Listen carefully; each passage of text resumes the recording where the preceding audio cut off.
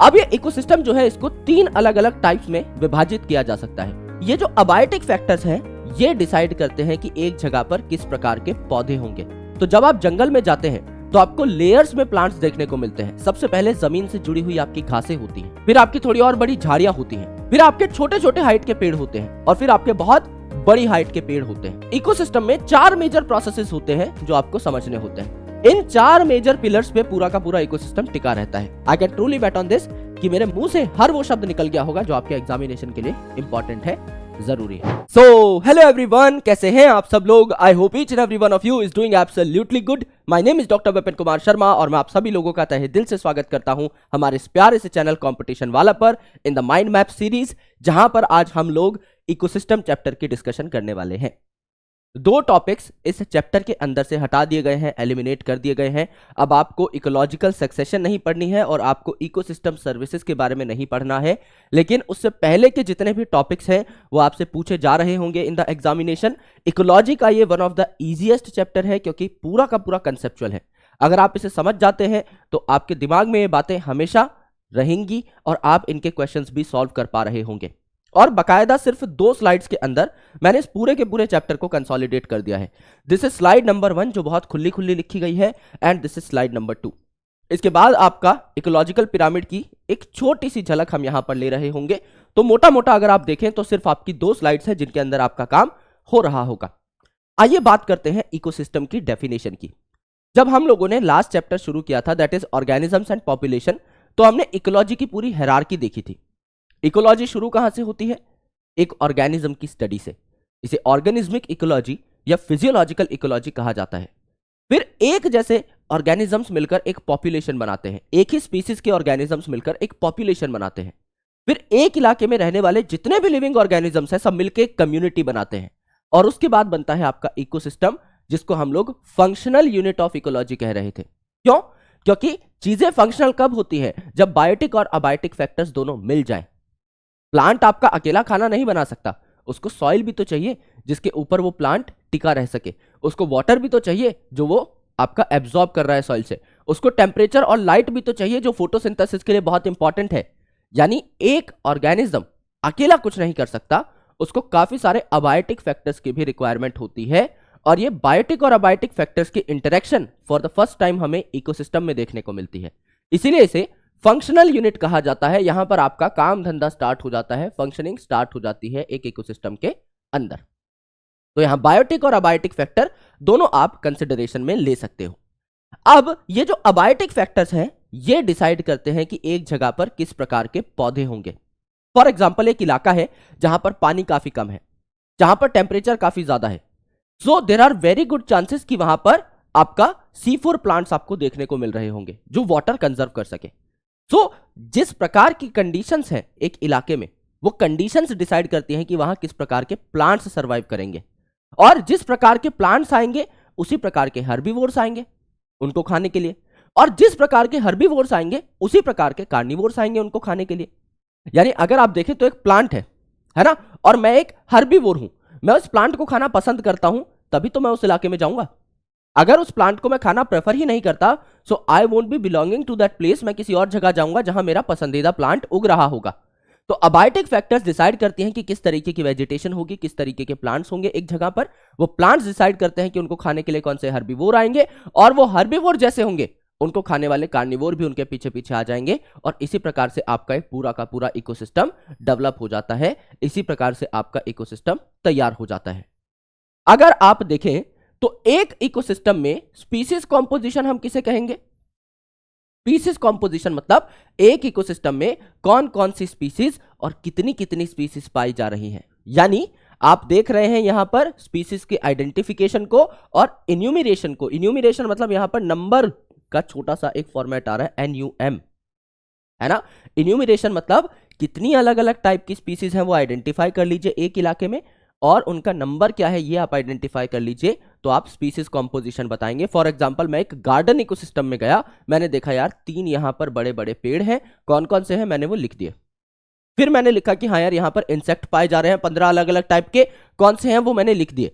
तो मैं टाइप भी लिख रहा हूं, यानी मैं आइडेंटिफाई भी कर रहा हूं उनको, और इन्यूमरेशन यानी उनका नंबर भी काउंट कर रहा हूं। इस प्रकार से आप एग्जैक्ट स्पीसीज कॉम्पोजिशन बता सकते हैं किसी भी इकोसिस्टम की। हालांकि ये बहुत ही कॉम्प्लेक्स आपका एक प्रोसेस है। देन हम देखते हैं एक और टर्म, स्ट्रेटिफिकेशन। स्ट्रेटिफिकेशन मतलब, स्ट्रेटा का मतलब होता है लेयर्स, है ना। तो जब आप जंगल में जाते हैं तो आपको लेयर्स में प्लांट्स देखने को मिलते हैं। सबसे पहले जमीन से जुड़ी हुई आपकी घासें होती हैं, फिर आपकी थोड़ी और बड़ी झाड़ियां होती हैं, फिर आपके छोटे छोटे हाइट के पेड़ होते हैं, और फिर आपके बहुत बड़ी हाइट के पेड़ होते हैं जो कि बाकी सबको ओवरशैडो कर देते हैं, बाकी सबको कैनोपी कर देते हैं। तो आपकी टॉप लेयर कैनोपी क्या होती है? बहुत बड़े वाले पेड़, उसके नीचे थोड़े छोटे वाले पेड़, उसके नीचे श्रब्स और उसके नीचे हर्ब्स। तो ये जो बहुत नीचे वाले आपके पौधे हैं, इन तक लाइट यूजुअली नहीं पहुंच रही होती है, तो ये अपने आप को अडेप्ट इस तरीके से करते हैं कि ये कम लाइट में भी सर्वाइव कर सके। और जो ऊपर वाले पेड़ हैं उन तक लाइट अच्छी खासी पहुंच रही है, सो दे आर हाईली प्रोडक्टिव, और वो ये कोशिश करते हैं कि वो बहुत अच्छे तरीके से खाना बना सके और फोटोसिंथेसिस कर सके। अब ये इकोसिस्टम जो है, इसको 3 अलग अलग टाइप्स में विभाजित किया जा सकता है।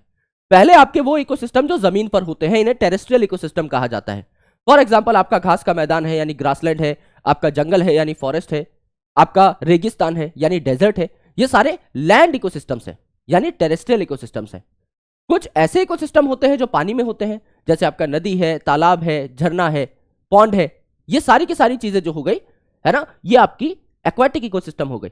और कुछ होते हैं मैन मेड इकोसिस्टम, यानी आप डिसाइड करते हो कि उस जगह पर कौन कौन से ऑर्गेनिजम्स पाए जा रहे होंगे। फॉर एग्जाम्पल, आपका फिश टैंक, आप डिसाइड करोगे कि वहां कौन सा पौधा मिलेगा और आप डिसाइड करोगे वहां कौन सी मछली मिलेगी, तो वो मैन मेड इकोसिस्टम है। सिमिलरली आपका क्रॉप फील्ड है, आप डिसाइड करेंगे कि आप वहां पर कौन सा बीज बो रहे हैं, तो यूजुअली ज्यादातर जो वहां पे ऑर्गेनिजम्स होंगे वो आपकी मर्जी के होंगे। तो आप क्रॉप फील्ड जो देखे, ये एक टेरेस्ट्रियल मैन मेड इकोसिस्टम है। क्रॉप फील्ड आप जमीन की बात कर रहे हैं, और एक्वेरियम जो है, फिश टैंक जो है, यहां पानी की बात कर रहे हैं, तो ये एक मैन मेड एक्वेटिक इकोसिस्टम है। तो आप अगर यहां पर भी लिखना चाहें एक्वेटिक के साथ मैन मेड, आप यहां पर एक्वेरियम लिख सकते हैं, एस्टरी नहीं आएगा, यहां पर एक्वेरियम आएगा। करेक्ट है जी, एकदम करेक्ट है ना, एक्वेरियम आएगा और क्रॉपलैंड आएगा, ये हम लोगों ने देखा। अब देखिए दोस्त, इकोसिस्टम में 4 मेजर प्रोसेसेस होते हैं जो आपको समझने होते हैं। इन 4 मेजर पिलर्स पे पूरा का पूरा इकोसिस्टम टिका रहता है। सबसे पहला पिलर जो है यह है प्रोडक्टिविटी। प्रोडक्टिविटी मतलब यहां पर प्रोडक्शन की बात हो रही है। किस चीज की प्रोडक्शन कर रहा होगा एक इकोसिस्टम? आपका खाने की प्रोडक्शन कर रहा होगा, यानी वो बायोमास बढ़ा रहा होगा, अपना अपने अंदर खाना स्टोर कर रहा होगा। एंड सेकेंडली, उस खाने से क्या मिलती है? हमको एनर्जी मिलती है। तो प्रोडक्शन में आप दोनों चीजें कैलकुलेट कर सकते हो, बायोमास भी कि कितना वजन बढ़ रहा है एक प्लांट का, और आप यहां पर एनर्जी भी कैलकुलेट कर सकते हो। जब भी हम बायोमास की बात करते हैं, वी ऑलवेज मेक श्योर कि हम ड्राई वेट को कंसिडरेशन में ले, ना कि वेट वेट को, क्योंकि पानी का जो अमाउंट है वो टाइम टू टाइम चेंज होता रहता है एक प्लांट के अंदर, और एक हैबिटेट से दूसरी हैबिटेट में भी पानी का अमाउंट चेंज होता रहता है। अगर आप एक ही प्लांट के 2 सीड ले लें, एक को डालें आप रेन फॉरेस्ट में, एक को आप डालें थोड़ा सा ऐसे इलाके में जहां पर कम पानी है, तो इनके पत्ते आपको अलग दिखाई देंगे। जिस जगह अच्छा पानी है वहां पत्तियां खिली खिली रहेंगी, और जिस जगह कम पानी है वहां पत्तियां थोड़ी मुरझाई हुई रहेंगी, सिकुड़ी हुई रहेंगी, क्योंकि वहां पानी की मात्रा कम है। सिमिलरली अगर आप देखें तो दोपहर के टाइम पे पानी ट्रांसपायर करता है, इवेपोरेट होता है, उड़ता है, तो उस टाइम पर आपका पानी कम हो जाएगा। जबकि जब टेम्परेचर कम है उस टाइम पर एक प्लांट में ज्यादा पानी देखने को मिलेगा। तो वाटर लेवल, वाटर स्टेटस आपका वेरिएबल है, चेंज होता रहता है। लेकिन जो ड्राई वेट है ये मोर और लेस कांस्टेंट है। जो आपने बायोमोलिक्यूल्स बना दिए वो आपके कांस्टेंट है। इसलिए ड्राई वेट को हमेशा वेट वेट के कंपैरिजन में एक बेटर आपका क्या माना जाता है? क्राइटेरिया माना जाता है। और प्रोडक्टिविटी में आपका एनर्जी भी बन रही है। तो अगर आप बात करें प्रोडक्टिविटी की, तो 2 प्रकार की प्रोडक्टिविटी हो सकती है।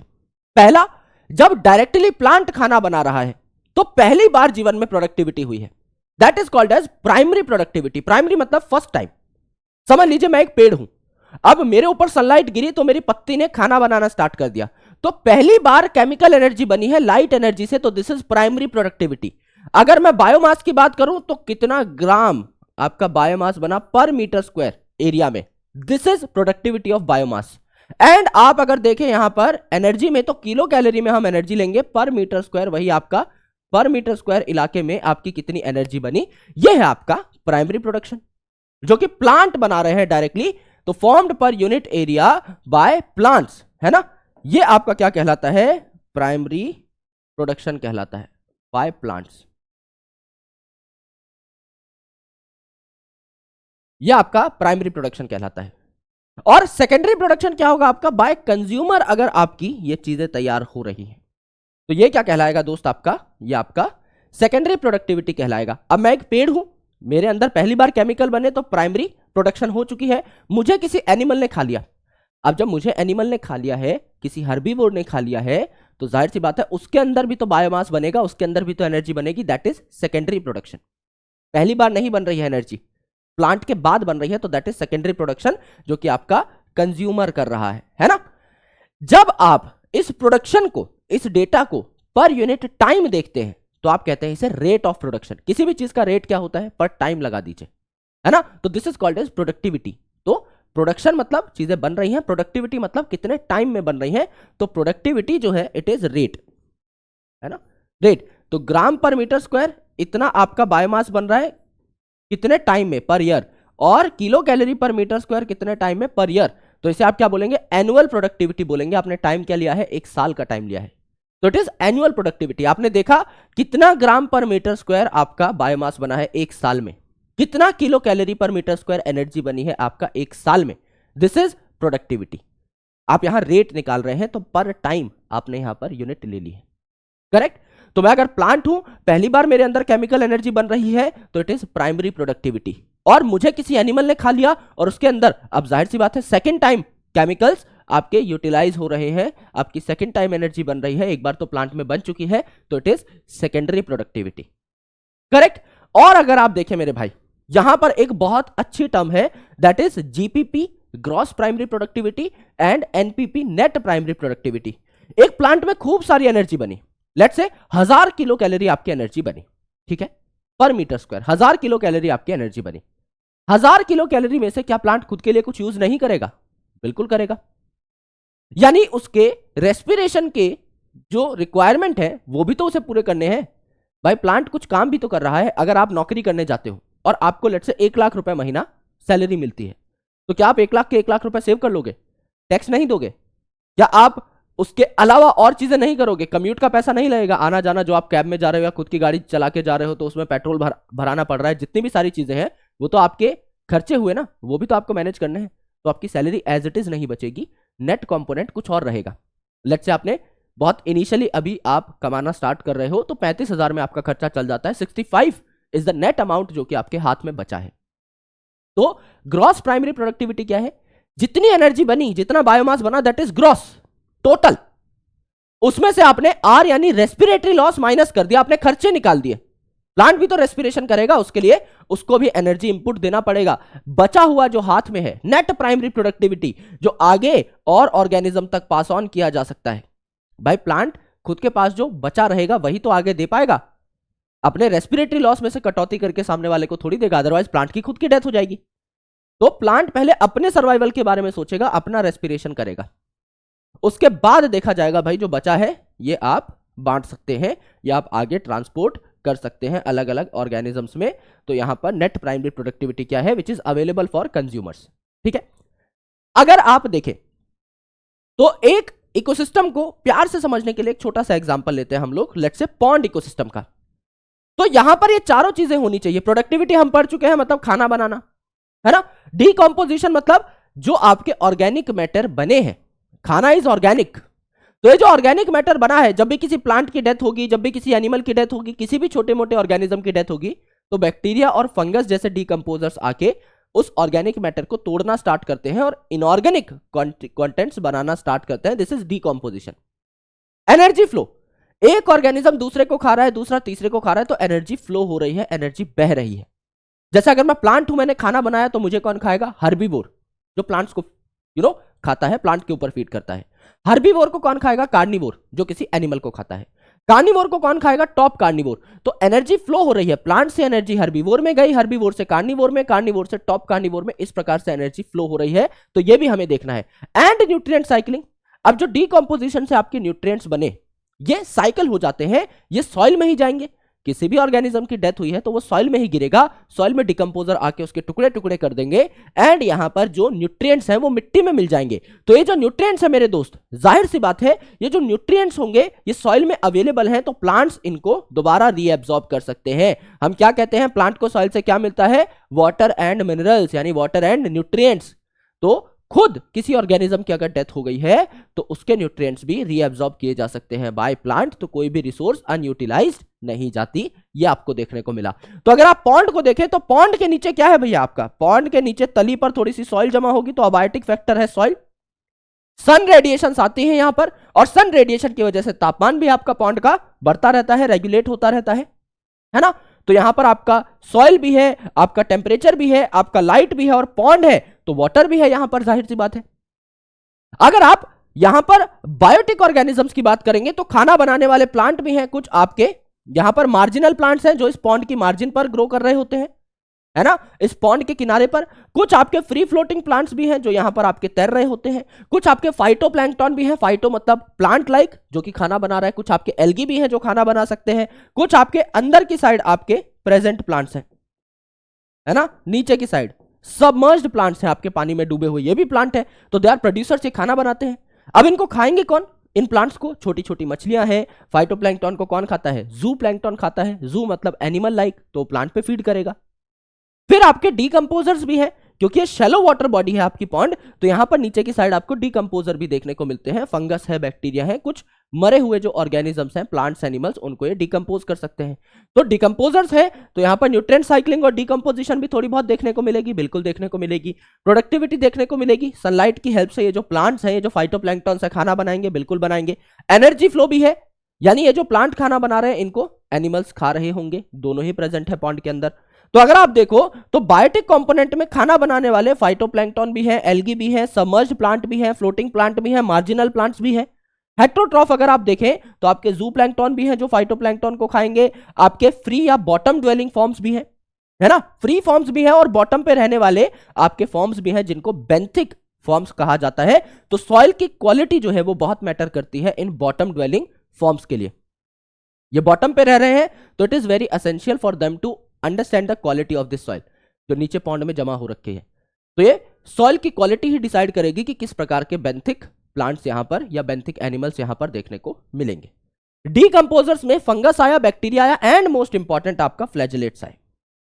कुछ आपके फ्लैजिला कंटेनिंग ऑर्गेनिजम्स भी यहां पर पाए जाते हैं जो डीकंपोजर्स का काम कर रहे होते हैं। तो यहां पर ये सारे लिविंग ऑर्गेनिज्म हो गए। अबायोटिक कंपोनेंट की आप बात करो तो एडेफिक फैक्टर है, यानी सॉइल भी है, लाइट भी है, टेम्परेचर भी है एंड वाटर भी है, जिसमें आपके ऑर्गेनिक इनऑर्गेनिक आयंस घुले हुए हैं, मिले हुए हैं। तो जाहिर सी बात है ये आपका एक कंप्लीट इकोसिस्टम है, इसमें चारों चीजें हो सकती हैं। जहां आपको ये चारों चीजें दिख जाए, खाना बन रहा है, डिकम्पोजिशन हो रही है, न्यूट्रिएंट साइक्लिंग हो रही है, और एक ऑर्गेनिज्म दूसरे को खा रहा है, एनर्जी आपकी ट्रांसपोर्ट हो रही है, एनर्जी ट्रांसफर मैकेनिज्म चल रहा है, तो एक कंप्लीट इकोसिस्टम आप बना चुके हैं। चारों चीजें यहां पर बाकायदा हो रही हैं। अगर आप देखें तो लैंड जो है मेरे दोस्त, ये आपका पूरी अर्थ का सिर्फ 30% पार्ट बनाता है। हम ऐसा कहते भी हैं कि हमारी बॉडी भी 70% पानी की बनी हुई है, और हमारा जो अर्थ है यहां पर भी 70% वाटर ही है। लेकिन एक्चुअल में ये जो ओशंस हैं they are very less productive, है ना। जो लैंड है इट इज मोर प्रोडक्टिव। अगर आप देखें तो 170 बिलियन टन की जो प्रोडक्टिविटी है एनुअल, उसमें से 115 बिलियन टन आपका सिर्फ अर्थ पे लैंड की प्रोडक्टिविटी है।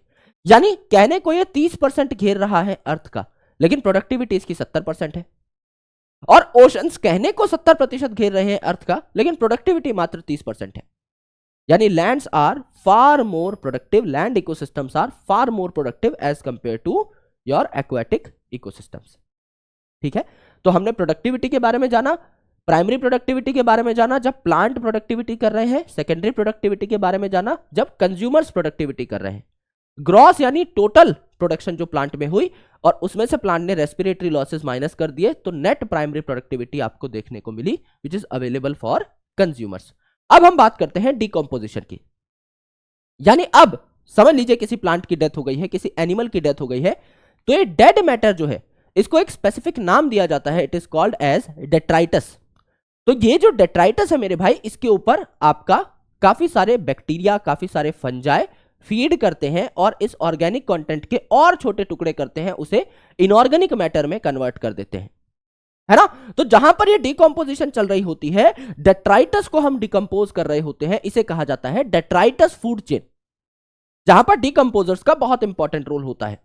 हम कहते हैं कि प्लांट को आपका हर्बीवोर खाएगा, लेट्स से प्लांट को खरगोश ने खाया, फिर खरगोश को कोई और बड़ा एनिमल खाएगा और उस कार्निवोर एनिमल को खाएगा टॉप कार्निवोर, शेर, चीता, लायन, ये सब खाएंगे। अब शेर, चीता, लायन को कौन खाएगा? उनकी डेथ के बाद डिकम्पोजर्स खाएंगे, है ना। यानी कोई भी बचता नहीं है, किसी ना किसी को खाने वाला कोई ना कोई तो है ही।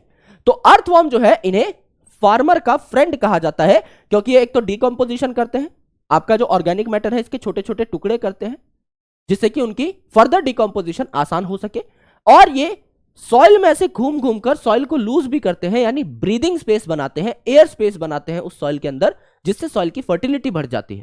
तो ये काम भी आपका अर्थवर्म करते हैं, इसीलिए इन्हें फार्मर का दोस्त कहा जाता है। अगर आप देखें तो डिकम्पोजिशन में टोटल 5 स्टेप है। पहला स्टेप सबसे आसान, सबसे सिंपल, फ्रेगमेंटेशन। नाम से ही पता लग रहा है भाई, जो भी आपका डेट्राइटस है इसके फ्रेगमेंट्स कर दो। फ्रेगमेंट्स करना मतलब टुकड़े करना, कोई केमिकल चेंज नहीं हो रहा है वहां पर, जैसे पहले से अपना यूटिलाइज्ड पेपर है एक, है ना। देखिए, अगर मैं इसके टुकड़े कर दूं, ये एक छोटा सा पेपर मैंने यहां पर तोड़ लिया है, इसका जो केमिकल नेचर है वही इस टुकड़े का भी केमिकल नेचर है। मानते हो? मानना ही पड़ेगा भाई, इसके केमिकल नेचर में कोई चेंज नहीं हुआ ना। मैंने इस पेपर को ना जलाया है, ना इसके ऊपर मैंने एसिड गिराया है, ना मैंने बेस गिराया है, ना कोई केमिकल रिएक्शन हुई है, बस सीधा मैंने इस पेपर के छोटे छोटे टुकड़े कर दिए हैं। तो मैंने इस पेपर के छोटे छोटे फ्रेगमेंट्स कर दिए हैं। This process is called as fragmentation, जहां पे कोई खासा केमिकल रिएक्शन नहीं होता, कोई खासा केमिकल चेंज नहीं होता, है ना। तो यहां पर जैसे ही कोई ऑर्गेनिज्म मरा, उसके ऊपर फ्रेगमेंटेशन के लिए अर्थवर्म वगैरह आ जाते हैं, है ना। और उस ऑर्गेनिक मैटर में जितने भी वाटर सॉल्युबल कंटेंट होगा, और बहुत छोटे छोटे टुकड़े होंगे वाटर सॉल्युबल कंटेंट के, जो नीचे जमीन में रिस सकते होंगे। तो यहां पर small size is important, NCERT में बात दी नहीं हुई है। कोई भी चीज आपकी जमीन में कब रिस सकती है? जब आपका उसका साइज बहुत स्मॉल हो। तो अगर आप देखें तो दूसरा प्रोसेस होगा लीचिंग, यानी चीजें लीच हो जाएंगी, है ना। जैसे लीच सक कर लेता है आपके ब्लड को, उसी तरीके से जो वाटर सॉल्युबल न्यूट्रिएंट्स है, न्यूट्रिएंट्स मतलब बहुत छोटे हैं साइज में, मिनरल्स की बात हो रही है, ये आपके नीचे चले जाएंगे और अनअवेलेबल हो जाएंगे, इसको आप दोबारा एब्जॉर्ब नहीं कर सकते। जो वाटर सॉल्युबल न्यूट्रिएंट्स हैं, ये सीधा आपके जमीन के अंदर चले गए, बहुत डीप चले गए, जितना डीप ये जा सकते होंगे उतना डीप ये चले जाएंगे और अनअवेलेबल हो जाएंगे। क्योंकि आपको पता है, जब भी बारिश आती है तो वाटर जो है ये आपका जमीन के अंदर अंदर जाना स्टार्ट कर देता है। सिमिलरली उस पानी के साथ ही जो वाटर सॉल्युबल न्यूट्रिएंट्स हैं, ये भी अंदर जाते रहेंगे। करेक्ट है। अगला जो प्रोसेस है, दिस इज कैटाबॉलिज्म। कैटाबॉलिज्म मतलब लिविंग वर्ल्ड में हमने पढ़ा था, कैटाबॉलिज्म मतलब काटने वाले रिएक्शंस, यानी यहां पर आपका सच में केमिकल चेंज हो रहा होगा। अब ये जो छोटे छोटे फ्रेगमेंट्स हमने किए थे, इनको हम और तोड़ना स्टार्ट कर रहे होंगे और छोटे छोटे टुकड़ों में। करेक्ट। ये तीनों चीजें आपकी ऑलमोस्ट साथ स्टार्ट हो जाती हैं। जैसे समझ लीजिए, एक प्लांट की डाली जो है टूट करके जमीन पे गिर गई, उस डाली पे फ्रेगमेंटेशन करने के लिए अर्थवर्म भी आ जाएगा। वहां पर जो वाटर सॉल्युबल न्यूट्रिएंट्स होंगे वो पहले ही आपके जमीन में चले जाएंगे, और उसके बाद आपका कैटाबॉलिज्म हो रहा होगा। ये जो छोटे छोटे फ्रेगमेंट्स बनते जा रहे हैं, उनके साथ साथ ही उनके ऊपर कैटाबॉलिक रिएक्शंस कर रहे होंगे बैक्टीरिया और फंगस। इसके अलावा अगर आप देखें तो आगे होगा ह्यूमिफिकेशन। ह्यूमिफिकेशन मतलब ह्यूमस बनना। ह्यूमस क्या है? आपका डार्क अमॉर्फस आपका सब्सटेंस है, जो कि रिजर्वायर की तरह, टंकी की तरह बिहेव करता है न्यूट्रिएंट्स की। क्योंकि अगर वाटर सॉल्युबल न्यूट्रिएंट्स और बनेंगे, आप पहले ही न्यूट्रिएंट बना के रखोगे तो वो जमीन के अंदर चले जाएंगे। ये एक रिजर्वायर की तरह काम करता है। ह्यूमस आपके नलके की तरह काम करता है। आपको घर में जब भी पानी की आवश्यकता होती है, आप नलका खोलते हो, जितना पानी चाहिए उतना लेते हो, फिर नलका बंद कर देते हो, जिससे कि आपका पानी एक्सप्लॉइट ना हो। आप सुबह नलका खोल के छोड़ दो, रात तक सारी टंकी खाली हो जाएगी, अगले दिन क्या करोगे? राइट। तो आप रिसोर्सेज को एक्सप्लॉइट नहीं करें, इसके लिए ह्यूमस बनाना जरूरी है। This process is called as humification. यहां पर डार्क कलर का अमॉर्फस सब्सटेंस है, इररेगुलर सा सब्सटेंस है, जो जमीन के ऊपर जमा हो जाता है, रिजर्वायर की तरह बिहेव करता है। और जब भी हम धीरे धीरे इससे न्यूट्रिएंट रिलीज करते रहते हैं, मिनरल्स रिलीज करते रहते हैं, ये मिनरल्स प्लांट तक पहुंच जाते हैं। यानी जितना आपका लॉस होना था वो लीचिंग के दौरान हो गया। फिर हम लॉस को बचाने के लिए ह्यूमस बना लेते हैं। तो आपके 5 यहां पर क्या हुए? प्रोसेसेस हुए। आराम से सुनिएगा।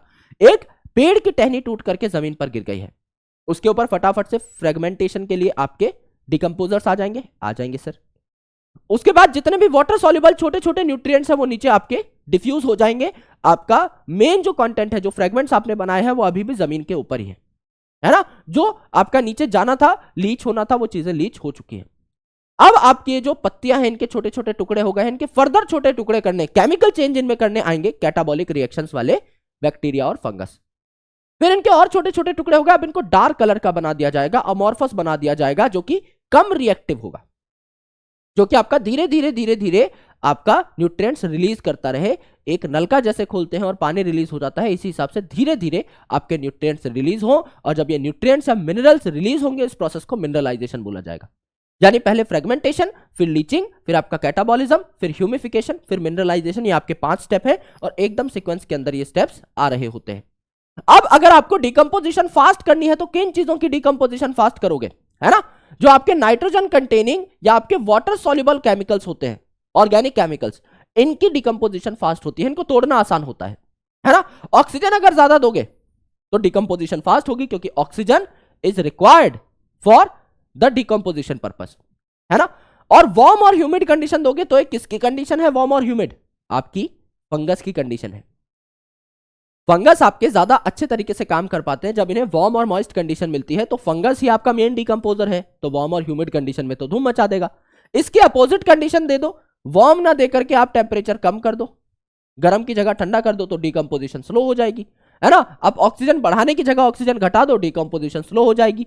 आप नाइट्रोजन कंटेनिंग या वाटर सॉल्युबल आपके सिंपल कंपोनेंट्स ना लेकर के काइटिन या लिग्निन ले लीजिए, जो कि आपके बहुत टफ है, तो इनकी डिकम्पोजिशन और स्लो हो जाएगी। ये आपको देखने को मिलता है। This is your second part, that is decomposition. अब आपका आता है एनर्जी फ्लो, है ना। एक ऑर्गेनिज्म दूसरे को खाएगा, दूसरा तीसरे को खाएगा। जैसे प्लांट जो है सबसे पहले ये खाना बनाते हैं, तो इनको क्या कहा जाता है प्यार से, प्रोड्यूसर कहा जाता है। तो प्लांट को आपका प्रोड्यूसर कहा जाता है, बिकॉज दे आर ऑटोट्रॉफ, ये खुद का खाना खुद बना लेते हैं। अब इन प्लांट को कौन खाएगा, हर्बीवोर खाएंगे, है ना, नाम में ही हर्ब आ रहा है। हरे भरे पौधे खाने वाले जो ऑर्गेनिजम्स हैं, दे आर हर्बीवोर्स। तो हर्बीवोर को क्या कहा जाता है, प्राइमरी कंज्यूमर। प्राइमरी कंज्यूमर मतलब फर्स्ट कंज्यूमर, पहला ये खाना खाने वाला ऑर्गेनिज्म है, बनाने वाला था प्रोड्यूसर, इसके जस्ट बाद प्राइमरी कंज्यूमर कौन है, हर्बीवोर। अब इस हर्बीवोर को कौन खाएगा, कोई जंगली जानवर खाएगा, कार्निवोर खाएगा, बिल्कुल खाएगा, तो इसे सेकेंडरी कंज्यूमर बोला। दूसरी बार दूसरा आपका खाना खाने वाला ऑर्गेनिज्म है, पहला तो हर्बीवोर था, ये सेकेंडरी कंज्यूमर है। और सेकेंडरी कंज्यूमर के बाद आता है आपका टॉप कार्निवोर, जो कि टर्शरी कंज्यूमर है ना। यूजुअली इसके बाद आपके डिकम्पोजर्स ही आते हैं, इसके बाद आपके और एनिमल्स नहीं आते। टॉप कार्निवोर के बाद यूजुअली कोई नहीं होता।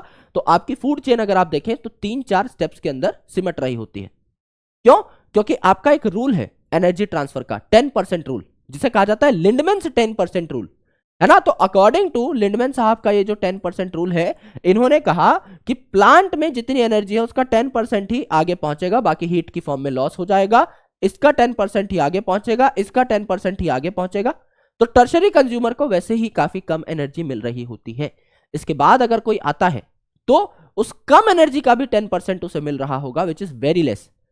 मतलब समझ लीजिए आप एक चावल के दाने को चबा रहे हो आधे घंटे तक, तो चावल के दाने से आपको उतनी एनर्जी मिली नहीं जितना आपकी एनर्जी वेस्ट हो गई उस एक दाने को चबाने में। यानी आप खाना खाते खाते भूख से मर जाओगे एनर्जी लॉस की वजह से। इसीलिए जब आप देखें तो किसी भी फूड चेन के अंदर जो ट्रॉफिक लेवल्स हैं, दे आर लिमिटेड, इनका नंबर लिमिटेड होता है ना। जैसे फर्स्ट ट्रॉफिक लेवल, हमेशा आप किसको इज्जत देते हो, जो खाना बना रहा है उसकी इज्जत सबसे ज्यादा है। तो फर्स्ट ट्रॉफिक लेवल हमेशा प्रोड्यूसर का, फिर इसको खाने वाले का सेकंड लेवल, फिर सेकंड वाले को खाने वाले का थर्ड लेवल, फिर थर्ड को खाने वाले का फोर्थ लेवल।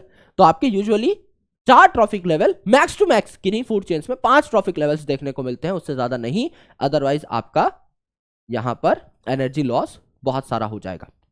अगर आप देखें तो प्लांट जो है ये सारी सनलाइट को कैप्चर नहीं करता।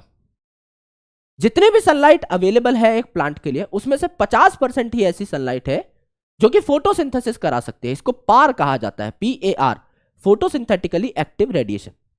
और वो पार भी कंप्लीट नहीं चाहिए प्लांट को। अगर वो 50% सनलाइट जो है उसमें से 2 से 10% भी अगर प्लांट ले लेगा, पार का 2 से 10%, यानी टोटल सनलाइट का अगर 1 से 5% ले लेगा, 1% भी ले लेगा, तो भी प्लांट का काम चल जाएगा। तो लाइट आपकी ऐसी चीज नहीं है जो कि लिमिटिंग हो जाए, लाइट आपकी हमेशा अवेलेबल रहती है। तो लाइट जो है आपका बढ़िया तरीके से फोटोसिंथेसिस करा सकती है, क्योंकि जितनी भी लाइट अवेलेबल है एक प्लांट के लिए उसमें से सिर्फ 1% भी अगर हम ले ले तो हमारा काम चल जाएगा। और उसके बाद एनर्जी का फ्लो स्टार्ट हो जाएगा यूनिडायरेक्शनली, है ना। यूनिडायरेक्शनली कैसे भाई? प्लांट को हर्बीवोर खा सकते हैं, क्या प्लांट हर्बीवोर को खा सकता है? नहीं। आपका हर्बीवोर कार्निवोर को खा सकता है, मतलब कार्निवोर हर्बीवोर को खाएगा, है ना। क्या उल्टा हो सकता है इसका? नहीं। यहां पर देखिए टर्शरी कार्निवोर जो है आपका, टॉप कार्निवोर जो है वो कार्निवोर को खाएगा, इसका उल्टा पॉसिबल नहीं है। यानी एनर्जी इसी दिशा में फ्लो करेगी, producer to primary consumer, primary consumer to secondary consumer, secondary consumer to tertiary consumer. Lindeman's 10% rule के हिसाब से आपकी एनर्जी आगे जाती जाएगी, करेक्ट। अगर आप एक्वेटिक फूड चेन को देखें तो यहां जीएफसी यानी ग्रेजिंग फूड चेन ज्यादा आपकी महत्वपूर्ण होती है। ग्रेजिंग फूड चेन यानी जहां पर आप प्लांट को खा रहे हो, ग्रेजिंग मतलब चरना होता है। तो एक्वेटिक इकोसिस्टम में चरने का मतलब लेट्स से आपका कुछ एल्गी है, कुछ फाइटोप्लैंक्टन है जिन्होंने खाना बनाया, उस फाइटोप्लैंक्टन को जूप्लैंक्टन ने खा लिया, जूप्लैंक्टन को छोटी मछली ने खा लिया, छोटी मछली को बड़ी मछली ने खा लिया। This is grazing food chain जो प्लांट से शुरू हो रही है, करेक्ट। ये प्लांट में ज्यादा होती है, ये आपका एक्वेटिक इकोसिस्टम में ज्यादा होती है। और डेट्राइटस फूड चेन यानी डीकंपोजिशन यहां पर कम हो रही होती है, क्योंकि लेट्स से कोई वाटर बॉडी है, उसमें किसी प्लांट की एनिमल की डेथ हुई, वो जाकर के आपका तली पर जमा हो गए, तो वहां डीकंपोजिशन काफी कम होती है कंपैरेटिवली। लैंड पे तो डीकंपोजिशन बहुत चलती है। तो आप पानी वाले इकोसिस्टम की अगर बात करें तो यहां पर जीएफसी यानी ग्रेजिंग फूड चेन मेन है। लेकिन अगर आप जमीन की बात करें तो यहां पर ग्रेजिंग फूड चेन तो है ही, घास को आपका ग्रास हॉपर खा रहा होगा, रैबिट खा रहा होगा, उनको फिर और बड़े एनिमल्स खा रहे होंगे, ग्रेजिंग तो है ही। लेकिन इसके अलावा डेट्राइटस फूड चेन भी यहां पर चलती रहती है। इतने सारे प्लांट्स और एनिमल्स हैं, इनके कई पार्ट्स टूट करके निरंतर जमीन में गिरते रहते हैं। आप किसी मैदान में जाइए कभी, आपको पता लग जाएगा जो पेड़ हैं उनके कितने पत्ते झड़ते हैं, तब की तब डेट्राइटस फूड चेन शुरू, है ना। कितने ही छोटे छोटे एनिमल्स हैं जो आपको दिखाई भी नहीं देते, जो कि जमीन पर आपको पड़े हुए मिल रहे होंगे। डेट्राइटस फूड चेन आपकी हमेशा स्टार्ट रहती है टेरेस्ट्रियल इकोसिस्टम के अंदर, है ना। ये जो आपके यहां पर फूड चेन है ना, इनके कुछ डिमेरिट्स हैं। जैसा मैंने आपको बताया कि 4-5 आपके ट्रॉफिक लेवल्स जो हैं, उसके बाद ट्रॉफिक लेवल्स मिलना इज वेरी डिफिकल्ट। सेकेंडली, ये जो आपके ट्रॉफिक लेवल्स है ना, यहां पर समझ लीजिए एक ह्यूमन है और वो नॉन वेजिटेरियन है, तो आपका भाई हरा भरा भोजन भी खाता है, फल सब्जियां भी खाता है, तो हर्बीवोर की तरह बिहेव करता है, अनाज भी खाता है, और आपका लेट्स से मीट भी खाता है, तो आपका कार्निवोर की तरह बिहेव करता है। लेकिन आप एक ऑर्गेनिज्म को इन अ फूड चेन एक ही जगह पर रख सकते हो। तो यहां पर जो कैलकुलेशंस आती हैं वो थोड़ी डिस्टर्ब्ड आती हैं, क्योंकि कई ऐसे ऑर्गेनिज्म जो ओमनीवोरस है, जैसे कि आपका कॉकरोच भी है, तो वो आपका प्लांट को भी खा सकता है, एनिमल को भी खा सकता है, तो उसको आप कहां रखोगे? दिस इज अ डिस्क्रिपेंसी, यहां पर आकर थोड़ी सी कंफ्यूजन आ जाती है। And third most important thing कि आपके जो सेप्रोफाइट्स हैं, आपके जो डीकंपोजर्स हैं, वो तो कहीं भी नहीं है, पर एक्चुअल में वो हर जगह है। हम इस पूरे के पूरे पाथवे में कहीं भी डीकंपोजर्स को नहीं दिखा रहे, पर ये प्लांट है, ये मरेगा तो भी डीकंपोजिशन स्टार्ट, डीएफसी स्टार्ट। ये जो आपका हर्बीवोर है, जब ये मरेगा तो भी डीएफसी स्टार्ट, जब कार्निवोर है ये मरेगा तो भी डीएफसी स्टार्ट, जब टॉप कार्निवोर है ये मरेगा तो भी डीएफसी स्टार्ट। यानी हम दिखा नहीं रहे हैं डीकंपोजर को कहीं भी, पर एक्चुअल में ये हर जगह पाए जा रहे हैं। This is the beauty of DFC, right. तो कुछ आपके डिमेरिट्स हैं इस पर्टिकुलर आपके फूड चेन के। प्लस ये जो फूड चेन है ये सिंपल फूड चेन है, ऐसी सिंपल फूड चेन्स दुनिया में देखी नहीं जाती। एक्चुअल में फूड वेब्स प्रेजेंट होती हैं। वेब मतलब जैसे मकड़ी जाला बनाती है ना, अपना वेब बनाती है, उसी हिसाब से इंटरकनेक्टेड फूड चेन्स आपको देखने को मिलती हैं। भाई ग्रास हॉपर ग्रास खाएगा, ठीक है, रैबिट भी ग्रास खाएगा। अब रैबिट को क्या सिर्फ शेर खा सकता है और कोई कार्निवोर नहीं खा सकता? बिल्कुल खा सकते हैं। तो ये अलग अलग फूड चेन्स का पार्ट बन रहा है ना। रैबिट को तो कोई भी खा सकता है, 5 अलग अलग ऑर्गेनिजम्स आए, जैकल आई, फॉक्स आई, है ना, लायन आया, टाइगर आया, पैंथर आया, अलग अलग लोग खाना चाह रहे हैं, तो अलग अलग फूड चेन स्टार्ट हो गए। तो rabbit became a common point, है ना, जिसको अलग अलग लोग खा सकते हैं। तो ये अलग अलग फूड चेन्स का पार्ट है, तो it became a food web. तो ऐसे सिंपल फूड चेन देखने को नहीं मिलती नेचर में, फूड वेब ही होते हैं, है ना। तो काफी सारी डिमेरिट्स भी हैं इन फूड चेन्स की। अगर आप देखें इकोलॉजिकल पिरामिड्स के बारे में, तो पिरामिड क्या होता है, इजिप्ट के पिरामिड्स की फोटो तो एटलीस्ट सबने देखी होगी, है ना। इजिप्ट तो यार मैं भी नहीं गया हूं कभी, पर फोटो तो देखिए। पिरामिड के बारे में पता तो है कि इसका एपेक्स जो है, टॉप जो है, ये आपका चपटा होता है, और नीचे जो बेस है ये आपका बहुत ही चौड़ा होता है ना। तो ऐसे ट्रायंगुलर शेप बन रही होती है, 3D में आप इसे पिरामिड कहते हैं, राइट। तो ये जो इकोलॉजिकल पिरामिड है, यहां प्रोड्यूसर बेस पे होते हैं, यानी प्लांट बेस पे होते हैं, फिर आपके हर्बीवोर, फिर कार्निवोर, फिर टॉप कार्निवोर, तभी आपका क्या बन रहा होता है, एक पिरामिड बन रहा होता है। तो 3 प्रकार के पिरामिड है। पिरामिड ऑफ नंबर, यानी यहां आप चीजों के नंबर काउंट करोगे। पिरामिड ऑफ बायोमास, यहां आप चीजों का मास काउंट करोगे। थर्ड, पिरामिड ऑफ एनर्जी, यहां आप देखोगे कि किस पे कितनी एनर्जी जा रही है। तो पिरामिड ऑफ नंबर देख लीजिए आप ग्रासलैंड में। ग्रासलैंड में बताइए सबसे ज्यादा क्या मिलेंगी, ग्रासेस ही मिलेंगी। ग्रासेस का नंबर ग्रासलैंड में लाखों में होगा, गिन ही नहीं पाओगे। और खरगोश कितने भागते हुए मिलेंगे, क्या किसी ग्रासलैंड में लाखों खरगोश भागते हुए मिले हैं आपको, नहीं। कितने होंगे, 20, 25, 50, है ना। और उस खरगोश को खाने वाले जो लेट्स से आपके कुछ टॉप कार्निवोर्स है, कोई सांप है बहुत बड़ा सा, वो कितने मिलेंगे। क्या ग्रासलैंड में जाते हो तो सांप ही सांप बिछे हुए होते हैं राहों में, नहीं ना। एक आधा सांप कहीं दिख गया तो दिख गया। तो इनका नंबर आपका और कंपैरेटिवली कम होता चला जाता है। तो सबसे ज्यादा प्रोड्यूसर, फिर कंज्यूमर, फिर आपका टॉप कंज्यूमर। तो सबसे ज्यादा प्रोड्यूसर, फिर कंज्यूमर, फिर टॉप कंज्यूमर। तो ये अपराइट पिरामिड है, जैसा पिरामिड को होना चाहिए वैसा ही है। सेकेंडली, इन फॉरेस्ट या ट्री इकोसिस्टम, तो फॉरेस्ट या ट्री अगर आप देखोगे तो इनका नंबर कंपैरेटिवली कम होता है। भाई एक पेड़ है, उस पेड़ पे हजारों इंसेक्ट्स पाए जा सकते हैं जो उस पेड़ को खा रहे होंगे।